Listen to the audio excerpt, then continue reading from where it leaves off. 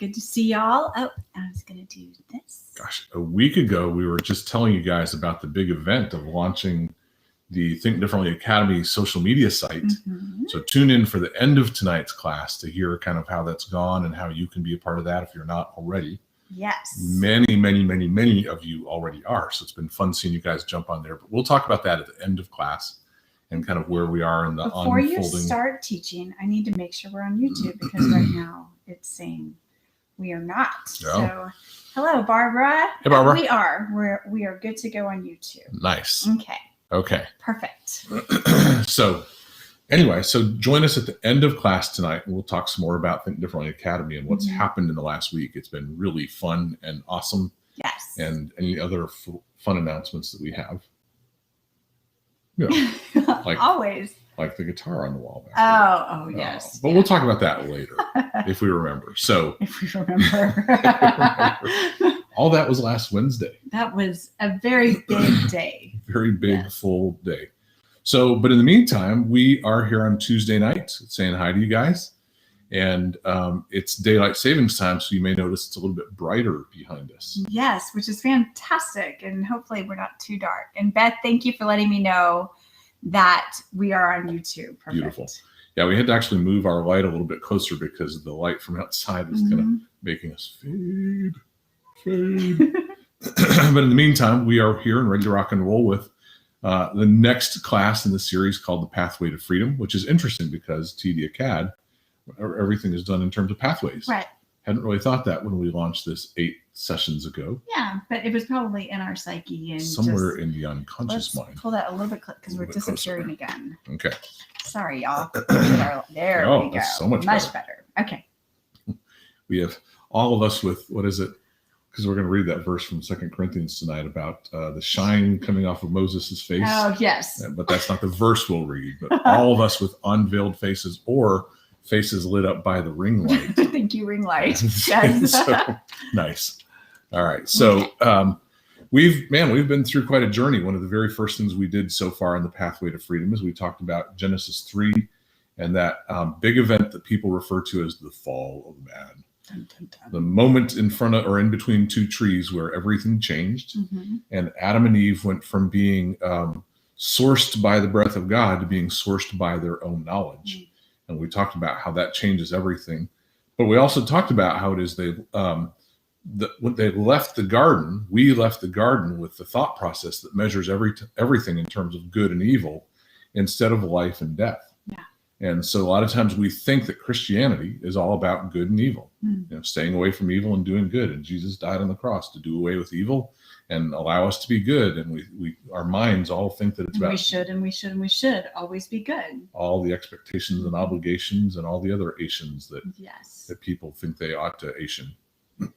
So then we began to talk about the gospel of the kingdom, the idea that, if what left the presence of humanity in the garden was the presence of God, then when Jesus came and talked about the gospel of the kingdom, he really brought back what had been missing from the garden.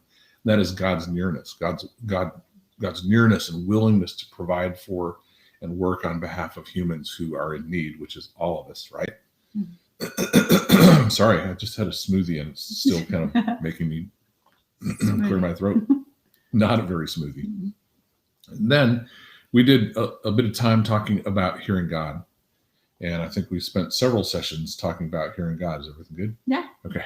Several sessions talking about hearing God and what happens when God speaks and how to recognize his voice and what to do when you think you can't hear his voice. And so then we arrive here tonight. Yes. To talk about, often this is what we teach at the very beginning, but somehow in our sequence, this is where we are tonight. Yeah. So tonight we want to talk about redefining freedom or thinking about freedom in a completely different way. And one of the reasons we often start with this is because I think that it's often the very first thing that people have to get free from is a bad definition of freedom. Yeah. Right? Because we leave the garden with a distorted way of thinking, everything's about good or evil. We typically think of freedom as something that we get from bad things. I'm free from alcohol. I'm free from cursing. I'm free from thinking that cursing is a sin. I'm free from. So we think about freedom as being free from something instead of being free to something. It becomes identity. Right. You're free from something. You try to take it on as an identity. So we measure freedom based on behavior. Mm-hmm. And we think that, I'm free from this thing because I don't do it anymore. And often what ends up happening is quite the opposite of freedom. We end up repressing desire and repressing things that are true about us, which then comes out in harmful ways because we think we are free from something. So what that means is we've stopped drinking, cussing, smoking, whatever, all the things you're not supposed to. And you're not supposed to do. So when we've repressed or controlled those things, we call that freedom. When in reality, I would call that repression. Yeah. I would call that Dallas Willard would call it sin management. Yeah. Dallas Willard often refers to what we've come to call Christianity as the gospel of sin management, which I think is a hilarious way to say that. But think how commonly we think that way. Jesus came to get bad people to behave good, right? What? Did I say it right? Yeah, just making a face because that's not right. Right. So we said in the very first session, he came to get dead people to be alive. Yes. And so people that are filled with the life and breath of God don't have to measure themselves by what's the external standard that tells me whether or not I'm quote unquote free. Mm-hmm. Rather, people that are filled with the breath of God then learn to live by the receive, contain, broadcast process that Adam and Eve lived by for 2.5 chapters of the book of Genesis. A very small portion. A very small portion, yes. So here we are tonight then. We're talking about redefining freedom, not as something that you get free from, but rather something you get free to. Mm-hmm. So we think about this in terms of, when we're trying to get free from things, we focus all of our attention and our energy on the bad things, right? I'm going to get free from all the bad things. Mm-hmm. So here's what I do. I think that I can become a better Christian, better person, better follower of God by focusing on bad things. I think I actually know people. I actually do know people. I'm just not naming names. Who the only way they know to relate to God is by bringing bad things to him. Mm. They only have a relationship with God when they have something they believe they need to confess. Ironically, we didn't even say this in the Hearing God class. The word confession just means to say the same word. So anytime you say what God's saying, it's a confession. Mm, wow. So if he's saying you did a bad thing, then yeah, confess that. But if he's saying, I love you, then confession is when you go, you love me. Or when he's saying, I've made you just like my son, we say, you've made me just like your son. That's a confession. And so when we focus on the gospel of sin management or the knowledge of good and evil, what happens is we make so much of our relationship with God based on the wrong things or focusing on how to overcome bad things. I don't know if you've ever tried to do that, but if you focus on trying to overcome bad things, those bad things actually gain more traction in your mind as opposed to less traction. Like cookies last week. Was it last week or 2 weeks ago? It's every week. When we kept mentioning cookies and somebody, who was it? Was it Amy? It was Jen. No, it was Jen. Jen on who was Instagram. Like, I had to make cookies. They sent us pictures on Instagram of the cookies. Yeah. Anyone else? Did you guys make cookies? Yes. So, but it's that focusing, what you seek first. What you seek first. Organizes your life. Organizes your life. And so what if then freedom isn't about overcoming the bad things, but what if it's about becoming who you were created to be in the first place? What if it's about really stepping into the fullness of your created identity, and that your created identity, when it's expressed, doesn't have to struggle with either doing or not doing the good things or the bad things. Rather, it's a natural posture and a natural position. Hence, we would use the term freedom. Right. Freedom is unrestrained. And so freedom is when we are without restraint, we step into the fullness of who we're created to be. And we no longer have to arm wrestle about the good and the bad, but rather we step into the fullness of our identity and we live from that receive, contain, broadcast process. Yeah. So in redefining freedom that way, we understand that instead of freedom being the absence of bad things, freedom is actually the presence of someone. And the presence of that someone is we recognize, so 2 Corinthians 3 says I'm patting Polly's leg down where you can't see. This is my turn. This is where she's cued. So 2 Corinthians 3 says that now the Lord is spirit, and where the spirit of the Lord is, there is freedom. It doesn't say where misbehavior is not. It doesn't say when bad attitudes are not. It says where the spirit of the Lord is, there is freedom. So freedom is not the absence of something, but it's the presence of someone.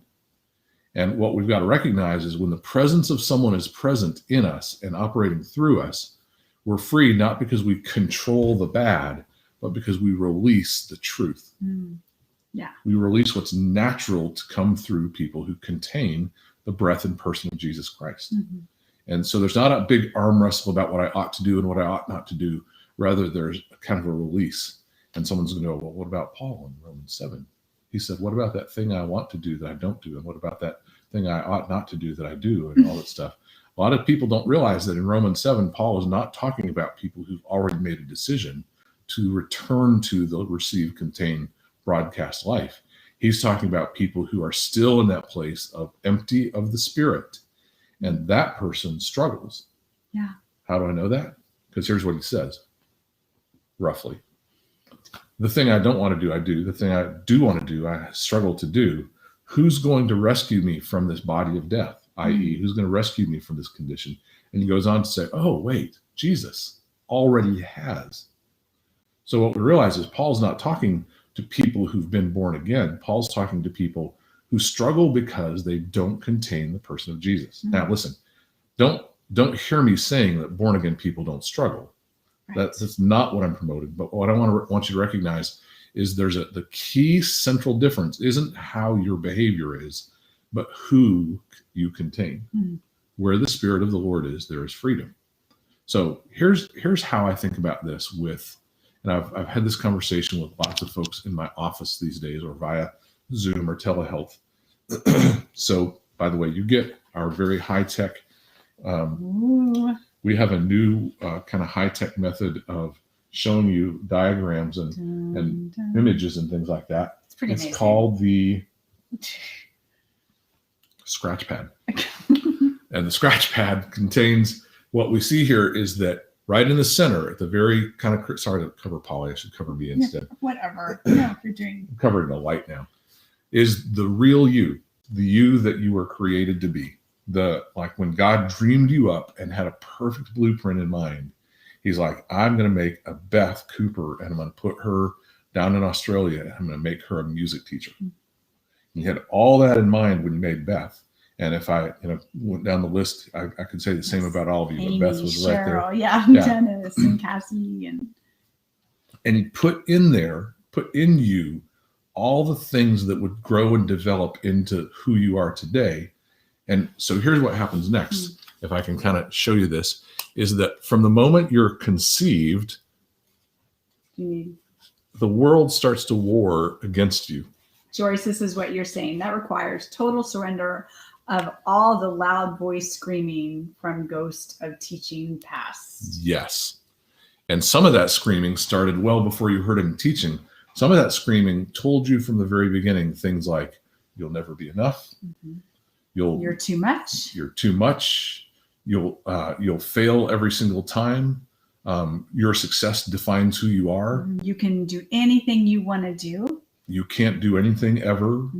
And voice after voice after voice comes screaming at you sometimes from the mother's womb. And here's some of the loudest voices, by the way. Some of the loudest voices are the silent ones. Yeah. It's the eye roll when you stand up for yourself. It's the person who looks at you and just with every nonverbal says, what, you? Smart? Yeah. And it's those covert messages that sometimes are more powerful because they sneak into your unconscious mind. But either way, the real you early on becomes surrounded by voices that begin to tell you that's not really who you are. This is who you are. And so that real you becomes encircled by a set of beliefs. Now, I'm not talking about doctrinal stances. I'm not talking about beliefs that come with language. I'm talking about the beliefs of the heart that say you matter, you're loved, you're beautiful, you're valuable. Those are beliefs of the heart. But the screaming voices that come at you say you're not loved. Right. You'll never survive. You'll never make it. The screaming voices begin to tell you not just about what's possible, but they begin to tell you who you are. Yeah. Now, listen, I understand when we start to talk about the new birth, there's a whole nother issue involved. So stay with us and we'll get to that. I promise. What happens then is we grow up from conception on, we grow up with these voices and experiences. How many of you guys know that there are both voices and messages inside your mother's womb? Right? If your mother grew up or conceived and carried you in a chaotic environment, those voices and the chaos of that environment still tell you things about your safety and about your comfort level. And if your mom takes that stuff in and she herself is anxious, fearful, angry, then you know that what your mom feels, you feel, because emotions are chemicals. And neglected. And So all those messages start from the moment you're conceived about whether you're loved, valuable, seen, whether your life matters, whether you are who God said you are. And so those things surround you from the very beginning of time. And those beliefs, listen very carefully, those beliefs either release the real you or they keep the real you captive inside. When you know the truth will make you free. So when those beliefs line up with what's true about God's blueprint, the real you is released into let's say it this way. So when you believe something, that translates into what you're capable of, right? What you can do and what you can't do is a direct result of the beliefs that you carry. Now, again, not beliefs that you usually are conscious of, but it's those unconscious beliefs that set the thermostat of capability inside your heart. And then those capabilities translate into behaviors, thoughts, and feelings. I'm not writing it all, but BTF, behaviors, thoughts, and feelings. In other words, those things translate, your beliefs translate into whether or not you can do, think, and feel the things that you are created for. So when you're trapped by those beliefs, you still act, think, and feel a certain way, but you're acting, thinking, and feeling in accordance with the lies that have been bombarding you from the moment of your conception. Now you take a look at this and understand that freedom isn't just about changing these behaviors, thoughts, and feelings, but freedom is really about releasing this person on the inside to become fully and completely who they're created to be. Freedom then is really about you being able to be you. Not someone else's expectation of you, not someone else's pressure to be someone or be something, but the real you. And here's the thing about that. I'm going to look at our list here for a second. Yeah. Like there's only one Joyce, and there's only one Amy. Who's blue again? There's only one. There's blue. only one blue. There's only one blue, and there's only one Polly, and and because there's only one of you, Susan and Barbara, and yes. Yeah, the way I describe that is like every single one of us carries an element of God's nature that's uniquely designed for you to carry. So when we try to be like other people, we're actually limiting our own freedom because we're trying to be somebody who carries another part of God than the part you carry. Now, listen, sometimes we find people that are like-minded and like-hearted, and that means we carry similar pieces, but not the same piece. And the fun thing about that is you get to reflect each other too. Yeah. So you get side by side, you get in a group, get in community with people who carry similar kinds of elements or even different elements, but you learn to exist together and to share together. Mm-hmm. And what happens is the body of Christ, the community of believers, then begins to put together one whole picture of God as each person, male, female, every aspect of humanity expresses then the truth about God's nature when each one of us brings our puzzle piece together and we're allowed to function not as people tell us to be, but as we're actually created to be. So, yes, when you've had the world telling you who they want you to be, whether it's been conscious or subconscious, and your whole life has been developed since a child. And you've had these core beliefs for forever and ever and ever. And you get to this part of your life and you're like, I don't even know who I am. I don't even know who I am because I have believed, and not that that is wrong, but you have absorbed all of the arrows and all of their truths to be your identity. Is that a question? It is a question. Are you asking how to know? Mm-hmm. Ooh, that could almost be a whole like Tuesday night by itself. Let me tell you the number one indicator. If you're, like Polly says, you're wondering, who am I? Mm-hmm. And this is going to sound wrong, but stay with me, okay? It's going to sound wrong. The number one indicator of who you are is desire. Mm-hmm. Now, I understand desire can be distorted, mm-hmm. and desire can be attached to wrong things. But even I think desire that's attached to wrong things can still be an indicator of identity. Because what happens is, let's say that I desire to lead, and I distort that leadership desire to be controlling and domineering. Mm. That doesn't mean that I wasn't created to be a leader. It simply means that my picture of leadership has been distorted by these various arrows who've come both at me and have come at the culture. Let's say that I desire to be a musician, and then I decide to become a shock rocker that eats bats' heads off on stage. Doesn't mean I wasn't created to be a musician. It just means that somehow I've distorted the thing that I've been created for. Mm-hmm. But desire is very much in accordance with, it's an indicator of who you're created to be. And I think it's especially true because people hear that and go, well, what if I desire to do bad stuff? Well, that's probably not an indicator, but mm-hmm. it can still indicate, if you look at what the bad things you desire might be a distortion of, you might be able to look below the surface and say, oh, like maybe I desire some like unhealthy sexual things, but that doesn't mean that I wasn't made for connection, mm-hmm. right? It's just been distorted to become something sexual, but all of us are created for connection. And so the distortion of that created design becomes a number of different unhealthy things.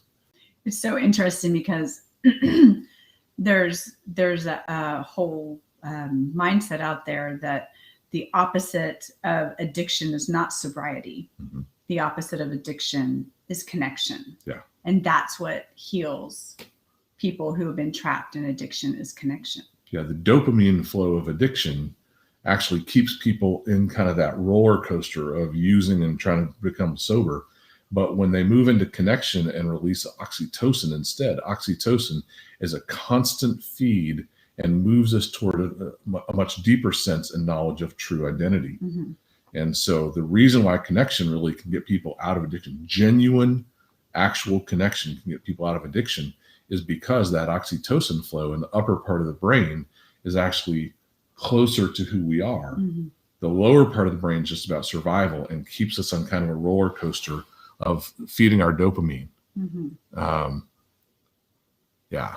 I'm looking at all the different comments. Yeah, lots of great comments. So let me show you one more thing about this, because I understand we haven't fully, some of the theologians out there, or the people who are wondering whether or not I am one, are thinking, well, Bob, you're still missing something. Mm-hmm. And so I want to make sure we don't miss what kind of is the center of this whole thing. Keep in mind that in the garden, the who you really are, that part of you became who you are because of the receive, contain, broadcast process of God to us, God in us, and God through us. And so you can't fully become who you are without a reconnection to that breath. So one way that I depict this is, the real you at some point was, I don't know if you can see, the real you at some point was empty of God's Spirit. And part of the becoming the new you is putting a whole new you in there that comes from God instead of just from your mother's womb.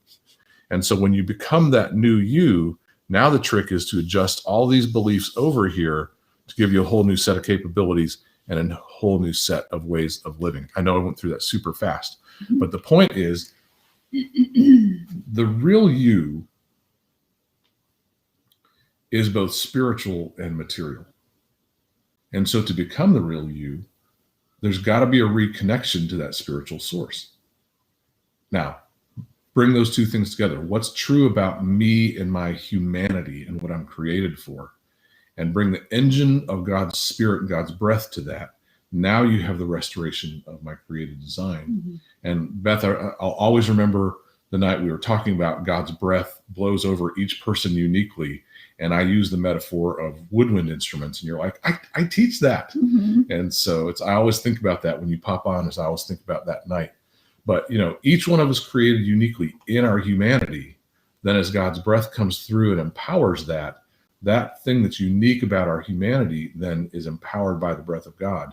And the fullness of where the Spirit of the Lord is, Mm-hmm. there is freedom, is realized not because we've been able to control the bad things, but because we've been able to become the person that we were created to be from the very beginning. Yeah. So why don't we take a little bit of... Yes, just real quick. Amy asked a great question. Okay. Does connection also work with serial adultery and addiction mindset? Are you, well, let me make sure I'm understanding the question. Are you saying that if somebody is addicted to sexual behavior, does connection help get them out of that kind of compulsive sexuality? If that's your question, the answer is yes. However, one of the things that happens is that sexual behavior also releases a certain amount of oxytocin. The more compulsive it is, it also combines with dopamine. And so you have to have genuine connection to really move closer to the upper parts of the brain. If all you have is the oxytocin that's released from sexual behavior, it's also going to be combined with dopamine and the compulsivity that comes with that. So I would almost say that it's crucial to have lots of non-sexual, intentionally non-sexual connection for somebody to really break free from a sexually compulsive pathway. Mm-hmm. And so the answer is yes. Even though we know that sex produces oxytocin in the brain, there's still enough other factors going on that connection, genuine connection, and even I would say community connection, males and females connecting to that person who's struggling in a non-sexual way can break that. And I do want to say, and I'm going to be careful how I say this, and you might need to straighten me out a bit here in my words. If you've been abused by a serial adulterer or by an addict, and you are not responsible for making sure they're okay, you're not responsible to provide that connection if you've been abused by them. Right. And so I just want to be careful with the wording that we're saying, that you don't have to put yourself in the position of being that connection for that person who has abused you and your trust. In fact, it probably should not be you. Right. Because they've already created a distorted connection with you, and the likelihood that you would be the healthy connection that can get them out of that unhealthy connection is pretty slim because of all the neural pathways that were created through their dysfunction. Yeah. So you're spot on. Yeah.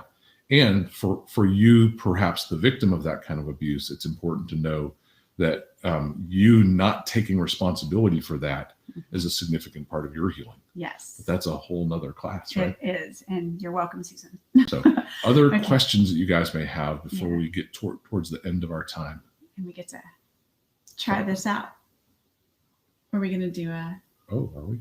Oh, I thought that's what you were saying when we were wrapping up. Oh, yeah, we could do that. Yeah. I forgot about that. Any questions there? Let's see. Okay. Oh, here we go. I'm thinking, any abusive situation the victim cannot heal. Correct. Where Susan says, or replying to Susan, I'm thinking any abusive situation the victim cannot heal them. That's correct. Yeah. And thank you, Joyce. Appreciate that. Yeah. Have a look at all of it. It's one of the strengths. Try to, at least. I think it's one of the strengths in general when you have men and women working together in that capacity. I think it's a real strength of ours that we think the same enough, but we also think differently enough that we cover some bases. You always think of the stuff that I don't, and vice versa. And vice versa. I learned from you. And I teach you things. Teach me things. That's a joke. Sorry. Okay, well, let's just take a minute and pray. Are we doing the thing? Which thing? Yes, we're going to do that thing. Okay. Not the other thing. We'll pray. You can pray, but we're going to do a different thing. So You may or may not have done this with us. Is that the thing you're thinking? Yes, that's the thing. Okay. You may or may not have done this with us, but sometimes we get so familiar with the knowledge of good and evil and trying to force our behavior to be good Strive. that we lose track of that receive, contain, broadcast thing, how it actually works. So we want to or show you guys kind of how it actually works. Mm-hmm. So let's do this. Again, this will be familiar to some of you, brand new to others, but just go ahead and raise your right hand for a second. And I'm not going to make you swear on, my hand's bigger than your hand. Yes. What I want you to do is, every one of you out there, there's some part of you when you're faced with a decision, have a problem to solve, trying to figure out a path in life or figure out something difficult. There's a part of you that immediately sets out to solve that problem. If you would, just without thinking much about it, move your right hand to the part of you that solves problems and comes up with answers. Now, you don't have to do what we're doing. No. Just, when you think for very quickly, what part of you. Now, doesn't matter where you've put your right hand. Now, turn all of your focus and attention to where your hand is. Put your emotional focus, your thought focus, put all of your attention on the part of you that you've placed your right hand on. And if you would, with your left hand, I know that's complicated, right?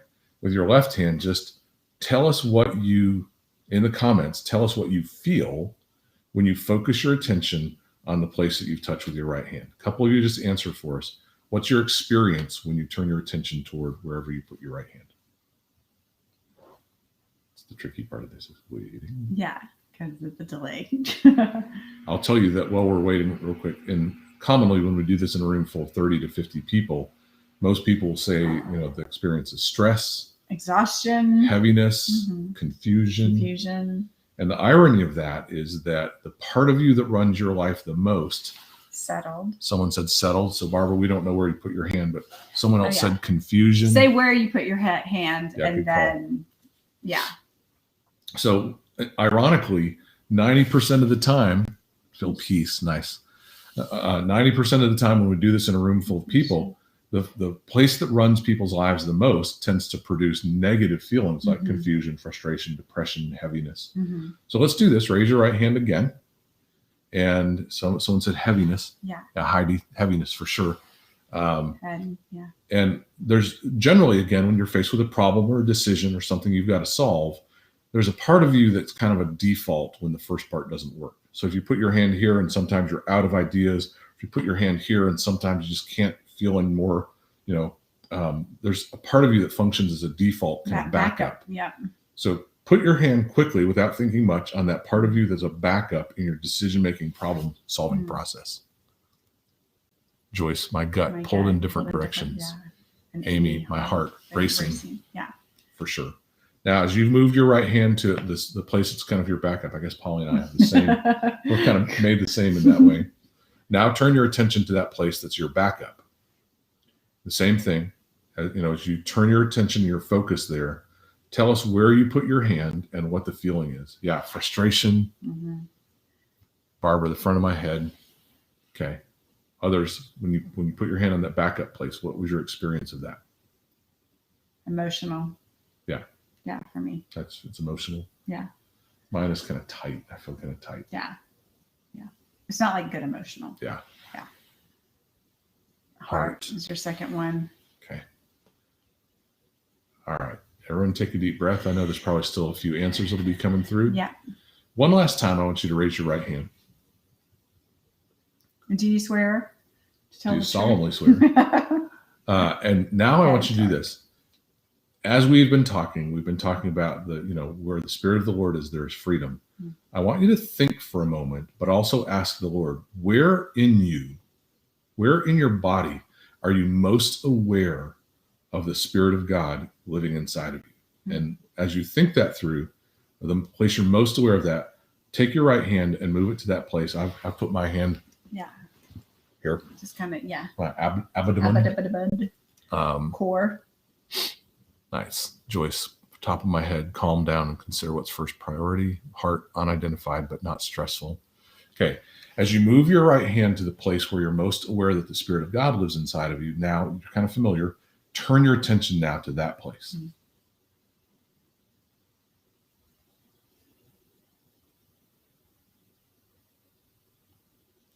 when we do this in a room full of people, you can literally feel the room shift. In fact, I can kind of feel it here. It's just us and our friends all over the world. Yeah. So again, Beth, is that your answer?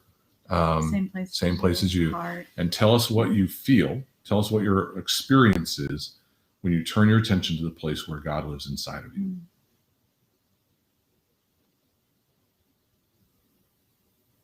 I can feel it settling. Yeah. I feel like a warm peace. Yeah. A couple others.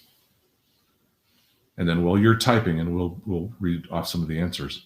One last step to the exercise. Now let the place inside of you, peace, let the place inside of you where the Spirit of God lives, tell the first two places you put your hand, whatever it wants to say. In other words, have it have the Spirit of God inside of you speak to the first two places that you put your hand and see what the Spirit says. Heart, lungs, peace, left shoulder is presence. Say goosebumps. Goosebumps. Nice, Sandra. Gut feels safe. Peace. Nice, Jim. Now, as you ask the Spirit of God inside of you to speak to the first two places you put your hand, a couple of you guys type what you're hearing the Spirit say to the other part of you. And as you do that, here's what we want you to know. What you're learning is a practical difference between the soul and the spirit. We typically think that living by the Spirit means to do good things. But living by the Spirit literally means to let the place where the Spirit inside of you dwells drive. We often drive by our thoughts or our emotions. And though we may have positive or negative experience of that, it's never the same as being driven by or led by the Spirit. So when we ask the Spirit to speak to the head or the heart or the other place, someone says accepted. Yeah, Amy. Yeah. Less striving. Blue, less striving. So the difference is living by the flesh or living by the soul can cause all kinds of, negatives or pressure or heaviness. It can bring some good things, but notice the difference then when you ask the Spirit inside to speak to those parts of you. Yeah. Listen, the real you, the person you're created to be, is created to be first and foremost inhabited and led by the breath of God inside of you. I am with you. I like that one, Joanne. That's nice. Led by the breath of God is not a striving thing. Right. It's not a have to try to make myself do it sort of thing. It's literally a peaceful journey where what's inside of you is released to the outside. If you've ever heard the verse that talks about working out your salvation with fear and trembling, that doesn't mean trying hard because it's so important. It means working out from the inside that which was placed inside of you and letting it work its way out. You're a steward of that. That's yours to tend to. Yes. And so as we work out what's in us with fear and trembling, we're really, wait, Jim, I'll give you the answer you need. I like that one. That's nice. Yeah. I wonder how often he says, wait. Just wait. Just slow down. Settle. Sometimes we tell the dog, settle. Right. So, practical thing, but understand, freedom is not about the control of the soul. It's about the release of the Spirit. It's about becoming who you're created to be. That's why surrender is a crucial piece of that, not initiative, but rather surrender. Initiative means I make my soul do things. And instead of where the Spirit of the Lord is, it's where my intellect is, or where my will is, or where my feelings are. But when we release the Spirit moves through our soul and produces in and through our soul the fruits of the Spirit. So, where the Spirit of the Lord is, there's freedom. There's freedom. And Susan, girl, I got you. I agree. It's like, I'm doing all my things, and now I have to shift gears. Yeah. Wait, that wasn't my plan. Wait, fun. Yes. Nice. Yeah. All right. Well, let's take a little bit of time to talk about TD Acad, shall we? Yes. So a week ago tomorrow, did I say that right? Yeah. A week ago Wednesday, tomorrow, we launched the social media aspect of TD Acad. And we've got I think we have 3,000 total members. Some total members. I think we have about 500 paying members, which means the 500 paying members have access to the social media part of the site. And so I think at least 100 or so of them have already joined, set up their profile. and we're already watching people meet each other. Yes. Who's on there right now? Well, maybe not right now, but who's gotten on there. And I think, Beth, I've seen you and I've seen some other people out there. Like, we're just connecting and learning how to navigate our new social media platform. So we've got people on there from Australia, New Zealand, Canada, America, yeah, the Netherlands. Do we have any Taiwanese yet? I haven't seen any of our Taiwan friends, so I don't know. Yeah, but it's a fun little community that's starting to grow there. Yes, and I love watching you guys meet each other, because we've all kind of seen your names scroll through here, or we've met some of you face to face. Others of you we've only met through our online presence. But it's fun. Some of the people I'm seeing faces for the first time. Yes, they come on and set up their profile and their name, and it's like, oh, that's who that is. And so come join us. Yeah, and you get on the Freedom Pathway. So you'll have like the main feed, which is like just think of kind of Facebook, where you just have a main feed where you can scroll through and see everybody's stuff. But then we have a pathway, and this is the Freedom Pathway. You can join that. Everybody gets added to that group that we're specifically talking about the freedom, the foundations of freedom and the 27 hours of video. So it's the foundations of freedom, and then rewire. And I put it all on there today so that people would know what the Freedom Pathway is. But it's literally 27 hours of freedom content. Yes. So, but yeah, we want you guys to know the site is still under construction. There's so much content still coming. But the nice thing is people can start getting familiar with the platform, start meeting people. When you sign up for one of the pathways, which is just the material organized topically and sequentially. That sounded good, didn't it? That's topically and sequentially. It's just the material organized topically and sequentially. Okay, you've lost it now. Yeah, it's too late. Yeah, it sounded so good the first time I botched it. Anyway, it's the material organized. And so we're loading tons more content on in the days and weeks ahead. Yeah. But trust me, you'll have plenty to watch while the other stuff gets loaded on. There's also 3 tiers of subscription, which you can find out on the subscription page. Also, if you're interested in our training, you can go down to the bottom of the page, and there's some smaller. That's him scrolling. That's me scrolling. It's not me waving at you guys. It's me scrolling. Scroll. But at the bottom of the page, you'll see the word certification. You can actually click on that, and that'll take you to a place where you can register for a webinar that we're doing this Saturday and Monday. So we have 2 webinars coming up. Yeah. So there we'll talk about the training. We'll teach you some elements of it, but then we'll talk about the training, how it's going to unfold.